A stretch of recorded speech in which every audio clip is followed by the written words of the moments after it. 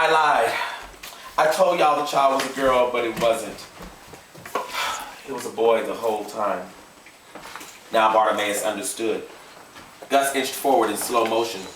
I needed a girl, Gus, okay? Can't you understand that? Every mother wants a girl. It's a woman's dream. You did what?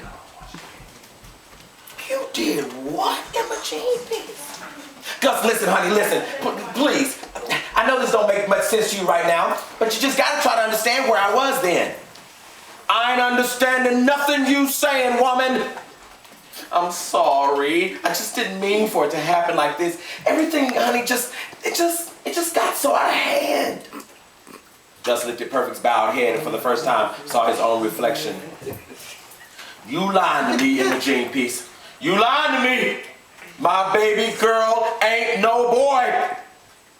Arthur Lee touched his father's shoulder, but Gus jerked away. Do you think I'd lie about something like this, honey? Do you think I would? Gus turned to Perfect. You my little girl, honey. You gonna always be my little girl. Ain't nothing and nobody in the world gonna ever change that.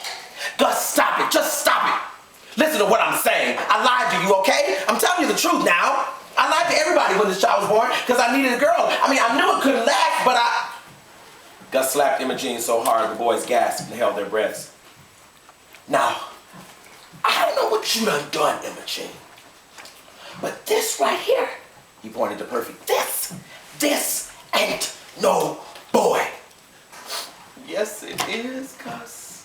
Yes, it is. I'm sorry. I just didn't know it would do this to you. I never knew you even wanted a girl. I wanted a girl when I got one. Now, I don't know why you done gone and cut her hair off, and I don't know why she got on them boys' clothes. Because he's a boy, honey. He's just a boy. Gus's eyes watered and his mouth quivered. Okay, all right, fine. You know what, Imogene?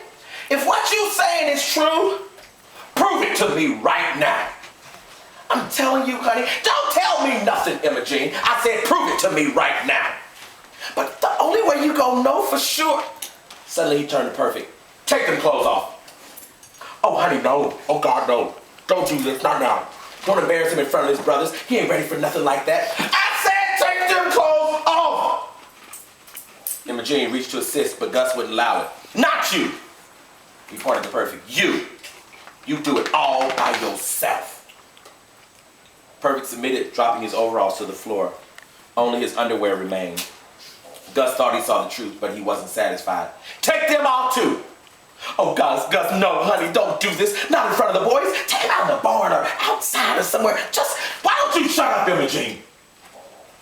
Perfect sobbing returned as he lowered his underwear to his ankles. When Gus saw the truth, he screamed, oh, God, no! And crumbled to his knees. The brothers looked on in disbelief. I'm sorry, honey, I'm so sorry. I'm just so sorry. If I could do it all over again, I'd do something different, honey. I swear to God I would. Baby, I know you're upset. And if you can just try to understand. Gus lunged at Imogene before Arthur Lee could restrain him. He smacked her 3 or 4 times and pinned her neck to the floor. Why'd you do this? You ain't got no right to do nobody like this. What the hell is wrong with you, woman? You have no right to do nobody like this. Is you crazy, Imogene Peace? Imogene squirmed upon the floor in breathless agony.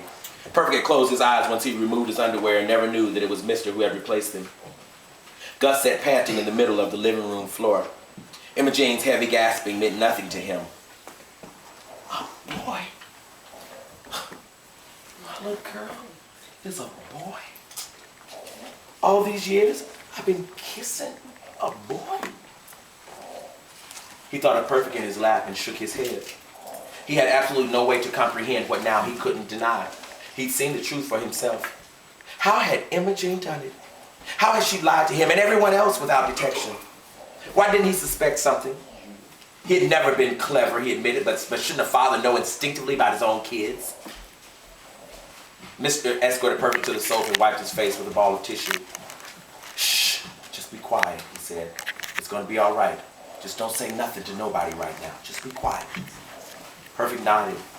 His uneven, partially straight, stubby hair made him look as though he'd been in a brawl and lost badly. Wedged between Mr. and Saul, who kept looking at him sympathetically, Paul watched Imogene crawl into the bedroom and kick the door closed behind her as the rains of 48 began.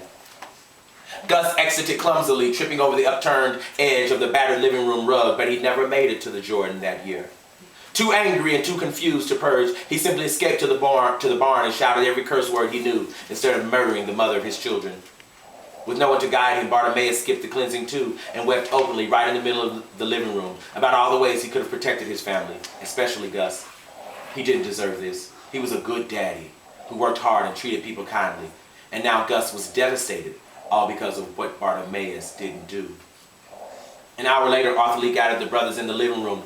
He stood and said, "Woody, Saul, Mister, James, Earl, Bartimaeus, we got ourselves another brother. I ain't sure how this done happened, but we all know it's true. Can't nobody deny that. We done seen it for ourselves. Ain't nothing nobody can do now but just accept it and keep on living." Perfect never lifted his head. He knew he wasn't beautiful anymore.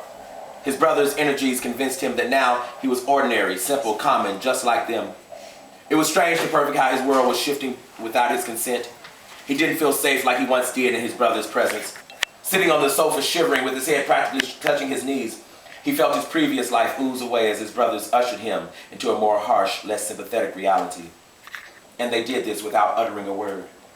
Perfect sensed that if he cried now,